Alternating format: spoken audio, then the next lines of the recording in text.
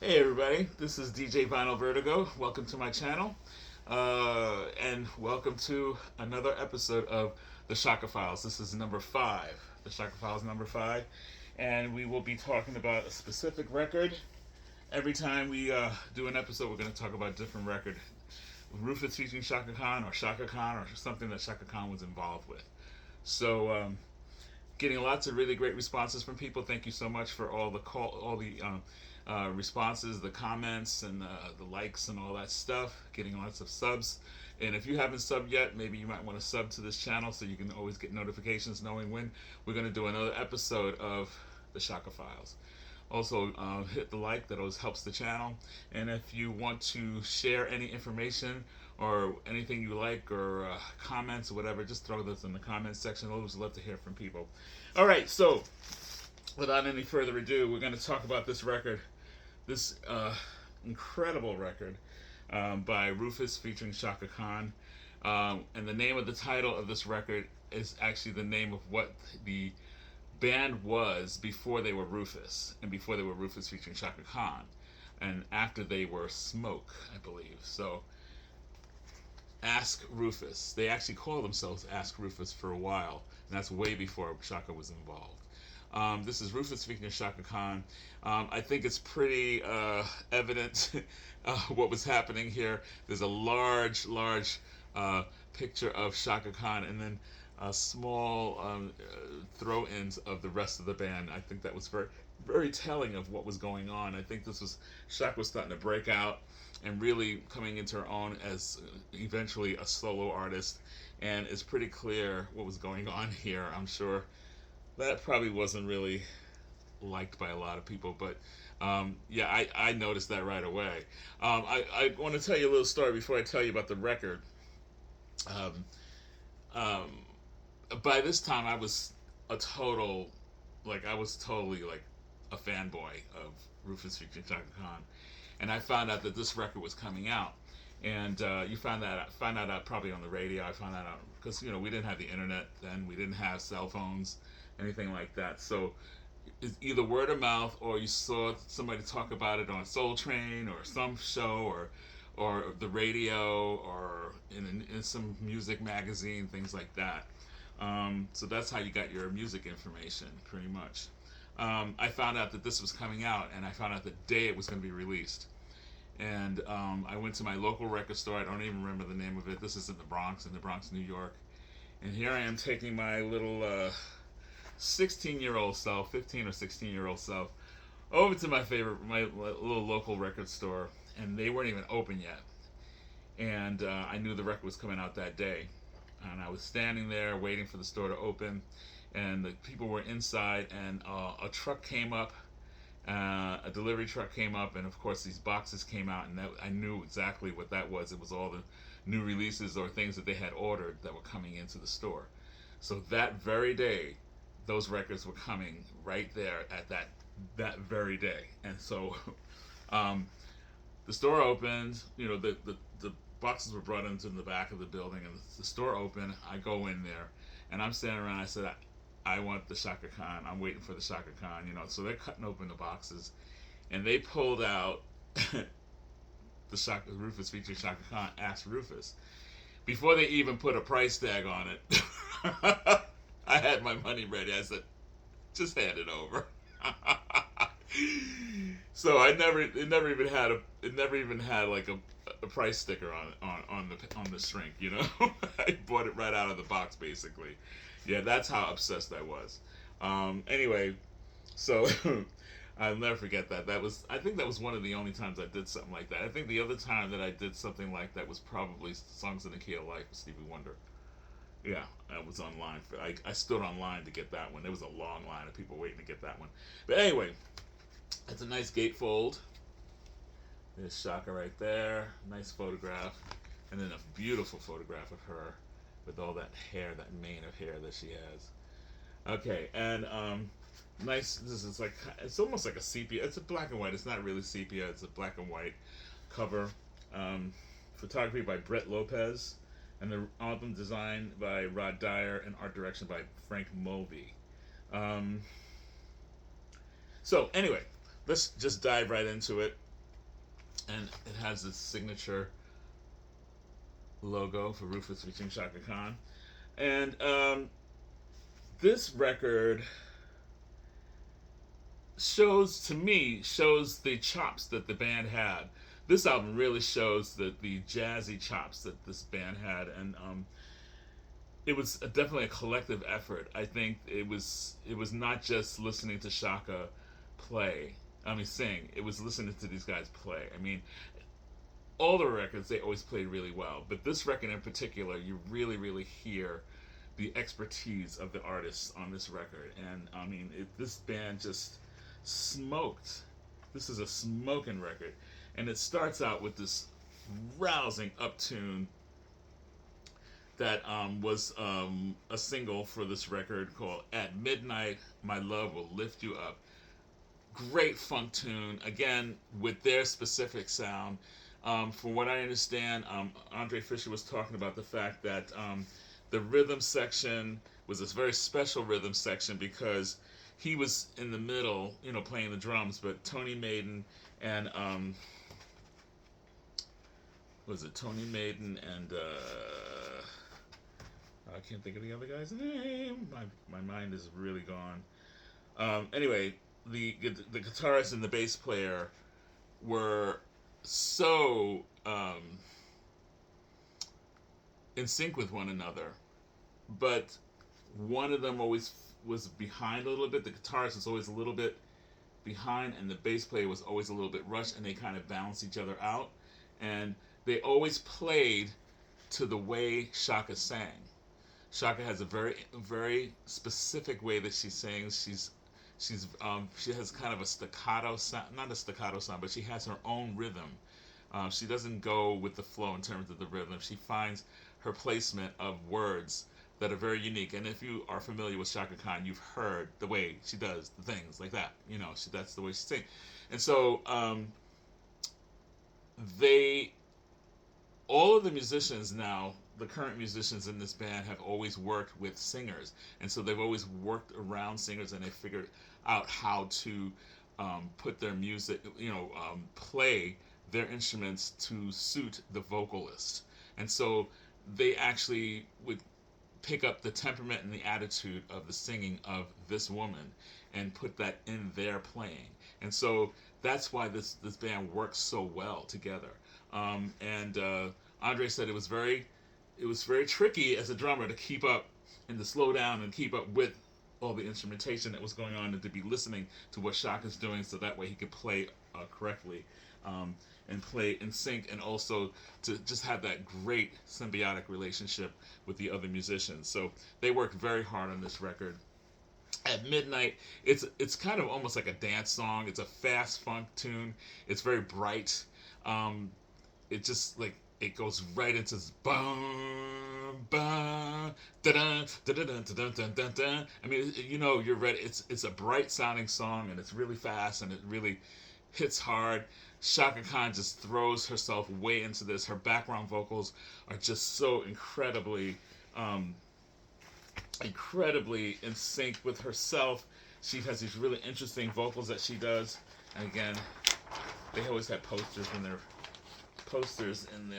this Chaka, and there's the band, and that's the poster. I had this on my wall too. I took pretty good care of my posters. Pretty good for a young person, for a teenager.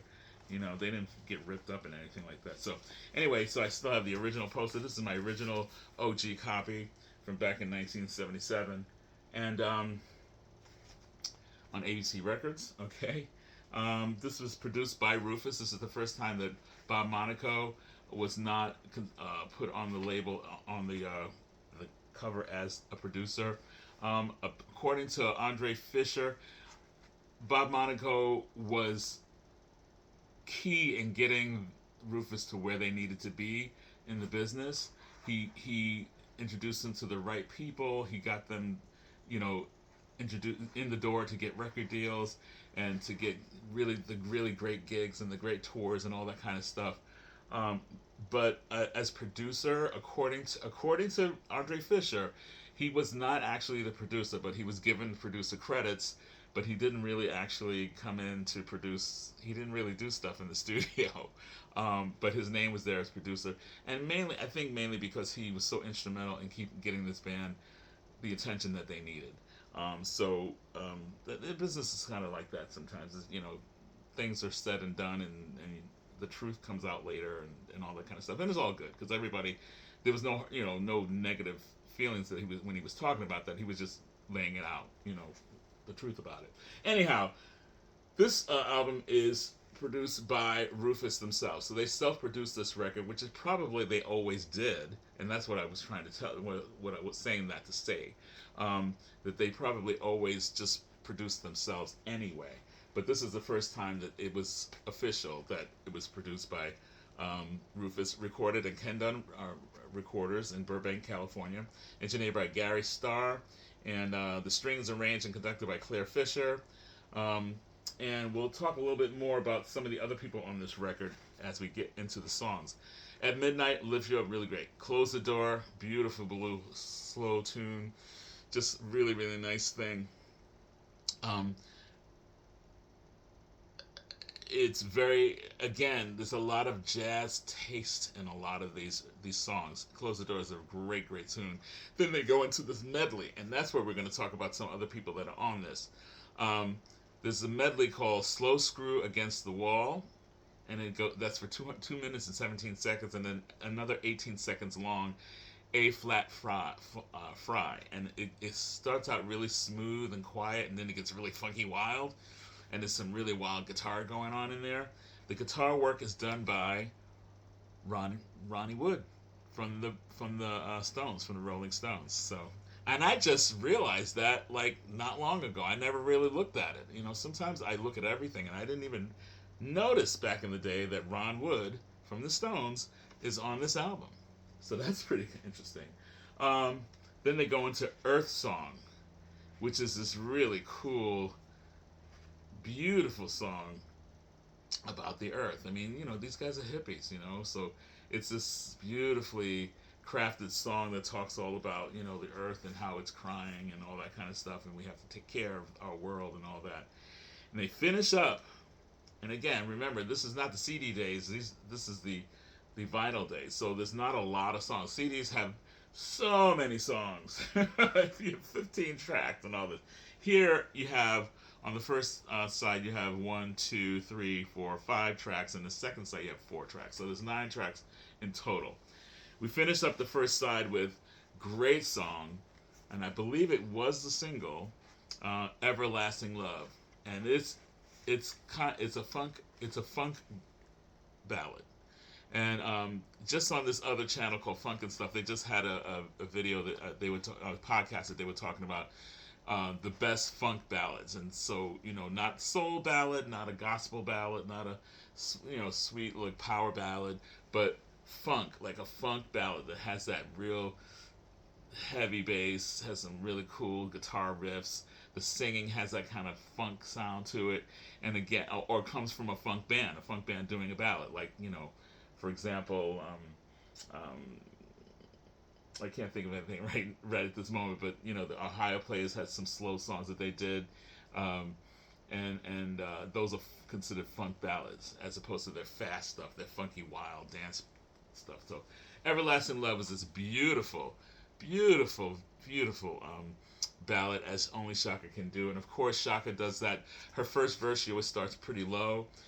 She goes into her kind of alto type voice, and she's very down here, da, da, da, da.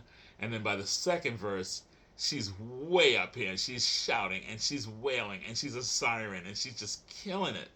This incredible song. And then the outro of this, she just keeps saying, "I want to fill my life with your satisfying love. All you need is a simplifying love. All you want is an everlasting love." And she just, I want to give to you an everlasting love. I want to live my life with a satisfying love. All you need is, and she just keeps repeating that over and over and over again, and it gets more and more passionate, and it's just it's very sexy, very sensual, and it just and it climaxes right at the end, and it fades out right at the climax of that song. It's just incredible thing. Side 2 Um, side two, who wrote side two? The first song on side two is called Hollywood, and that's written by Wolf, Andre Fisher and oh, oh, Wilsink, Wilsinky? Yeah, Wilsinky, Dave Wilsinky, yeah. So they wrote this song together. I guess they were out in L.A. and they were walking around and they saw all these young people hanging around. And if you see young people who come to Hollywood to make it big, to become stars, to get a record deal or to become movie stars or whatever, and reality hits, and they have to do whatever they have to do to survive, and whatever that is, selling drugs or selling themselves or just living on the streets or whatever. It's a tough life for people who come transplant themselves to Hollywood and don't get that yellow brick road. They get the reality of what's around them, and that's what that song is about. It's about people who had these dreams, and the dreams are kind of thrown. They're thrown a little bit because reality sets in. Survival is the thing that you have to have, and so that's what Hollywood is about. And that's a mid-tempo song that they just wrote in the hotel room one night. They just, they needed another song, and they just kind of did that. Magic in Your Eyes, another kind of slow tune, very epic, very. It's just a very, just a quiet song. Magic in Your Eyes, again, another love song. Someone just, being very, just noticing that somebody is just so wonderful and so necessary in their life. So that's what that song is. And then we get into this really funky tune that has this really great percussion in it, and has this that when people take the hand to the, they put a little saliva to the hand to the conga, and they rub it and make that kind of sound. It starts off with that kind of sound, and and the rhythm section, bum bum,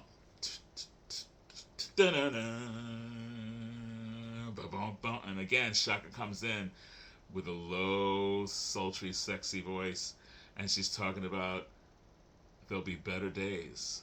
We're going through some bad stuff right now, but there are better days ahead. There are better days, and it just keeps building, and she keeps building, and it's just such a jazzy record. I think this is their jazz album. I swear. And I think they come back to it later on in another album that we'll talk about later on called Street Player, which has a lot of really jazzy stuff going on to it. But they really show their jazz chops on this record. Um, Even Shaka, and she just, the improvisation that they do in this is just so smoking. It's just so smoking hot and sultry and just burning. It's just such a wonderful, hot, jazzy soul funk record. Um, Better Days. She finishes up Better Days by just doing that double up thing they do, like she does. Better days, and she's vamping over that and just doing her Shaka thing, as only Shaka can do, wailing like anybody, making sure she's gonna break every piece of glass that's in the room. You know what I'm saying? And just giving us that trumpet sound. Better Days, and she finishes up with that, and then this really regal song that makes me think of Earth, Wind, and Fire to some degree, because there's a lot of cymbals in it, there's a lot of percussion, and it has this feeling of otherworldliness. But again, there's an earthiness to it. It's called Egyptian Song, and it's almost like a show tune. It almost makes me think of a show tune that's really big, and I feel like it's a big production. It's just a beautiful ending to this record. Um, this album, I played so much that I just couldn't wait for the next album to come out because I played it so much. I almost got sick of it. I kept playing it so much. Um, Also, I have to give a little story about my sister-in-law. My sister-in-law Kim. Um, Before she was my sister-in-law, she was my brother's girlfriend, and she used to come over, and they used to come over and with friends and stuff, and they played spades. They would play cards and stuff like that, and before they would go out and things. But she and I had this. We had a special relationship where we both liked the same kind of music, And even like when my brother went off to the military, she and I used to go out to clubs and stuff like that. She goes, "You want to go out? Let's go out." That kind of thing. So, and I was just starting to go out to clubs. She was already older than me, so she had already been going to clubs. But I just started going to clubs. But anyway, um, when I put this record on, she was like, "Damn, that's good. Put that song on again." And it was at midnight, and every time she would just say, "Put it on. Just put that song on again. Put that song on." Again. And she would just, she smoked cigarettes back in the day, and she would just take a deep inhale of cigarette and just blow it out and just listen to At Midnight, and she would just throw her hands up and just go crazy. And every time I hear At Midnight, I think of my sister-in-law Kim. She is so much fun. She was so much fun back in the day, and she still is. I miss her. They live far away from me, but whenever we talk on the phone, we still laugh and have a good time. And I always remind her of At Midnight, because we would sing this together and dance around the living room and all that kind of stuff. That kind of silliness. I was 16 years old, so being a silly kid, having fun, enjoying my girl Chaka Khan. This album is definitely a keeper. This if you're into jazzier kind of stuff, this is an album that you definitely want to check out. And again, I mean, it's really hard to say where you should start with Chaka. Most people start with the Lips album, the Pink album, or they start with I Feel for You because that's all they know. But this digs deep into some jazzy kind of feel, and it just shows the improvisational stuff that they do. I mean, there's a lot of great improvisation on this, and it's beautifully recorded. It sounds wonderful. It's a little kind of it leans more on the bass side. It's very bassy, but it kind of works. It's a very bass oriented record, but I really dig it, and it's definitely one of my favorites to pull for Rufus featuring Chaka Khan. It's one of those things that I don't even like lift the needle ever for this. It's just so good, and I love the glossiness of it. Really great cardstock on this. It held up very well after all these years, and I took care of my records pretty well, but sometimes certain records I really didn't care more, but I covered this one, and see, look how old. I need to put a new cover on. Look how old. This is the original sleeve. I was doing sleeves before people were even talking about doing sleeves. I was doing sleeves way back in the 70s, so because I wanted to keep my records nice and clean, Anyway, this is something that I will always treasure, and I will always have great memories about how I got this, and also my sister-in-law and I having a good time dancing and singing together on this for this record. Ask Rufus featuring Chaka Khan. Thank you for hanging out with me, and that's it. I think in the next episode I'll probably be giving you a little bit more stories that I learned from some of the other band members that have been interviewed by other people. So to clarify some things that I might have learned that maybe is not exactly the true story, or maybe it's their take on the story. So I'm going to give some alternate takes on some of the things that I told you earlier, just to give you a well-rounded idea about this band, because everybody has their own point of view as to what really went on, what the real truth was. So I can give you different aspects, and then you can pick and choose and see what you think really, really went down in terms of the band and its in its infancy and its development and how it flourished. Rufus featuring Chaka Khan. This is episode 5 of the Chaka Files, and we'll be doing episode 6 in a few days. So keep it tuned to keep an eye out for the notification, and also sub if you want to get notifications. And have a great day, and keep listening to great music. And definitely spin some Chaka. Take care, guys.